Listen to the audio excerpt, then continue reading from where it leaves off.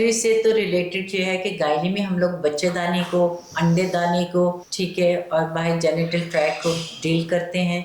बच्चे दानी मेरी सॉली बहुत ज़्यादा कॉमन है। बच्चे दाने की अंदर वाली झिल्ली जो होती है बाज़ गल जाती है, तो इस वजह से हम डिपेंडिंग अपॉन द कंडीशन कि औरत की कैसी है, इस सॉलियाँ तो आजकल बहुत है, जो भी कोई अल्ट्रासाउंड में कर देता है कि उसको फाइब्रोइड यूट्रस जिसको बोलते हैं बहुत ज़्यादा है। और ये आप लोगों की इत्तला के लिए है कि एक सिंपल बीमारी है, इसमें कोई ऐसी बात नहीं, और ज़्यादातर उन लोगों में होती है जिनके यहाँ बच्चा नहीं होता है या एक या उससे होता है, क्योंकि बच्चे दाने अपनी अना की तस्कीन के लिए अपने अंदर एक गोला पैदा कर लेती है जो 99% सिंपल सादा गोला होता है। लेकिन लोगों के दिल में एक अजीब सी ख्याल होता है कि कहीं कैंसर ना हो। आप लोगों की इत्तला के लिए कि ये कैंसर नहीं होता, और पेशेंट की उम्र के मुताबिक, उसके सिम्टम्स के मुताबिक, उसके साइज के मुताबिक उसका ऑपरेशन किया जा सकता है। सादा ऑपरेशन भी करते हैं। अक्सर औकात हम लोग बच्चेदानी नहीं निकालते, लेकिन उस सूरत में जब कोई पेशेंट की एज ज्यादा हो और उसे मजीद माहवारी में कोई ऐसी प्रॉब्लम आ रही हो जिससे उसका डे टू डे रोजमर्रा की जरूरियात जिंदगी जो है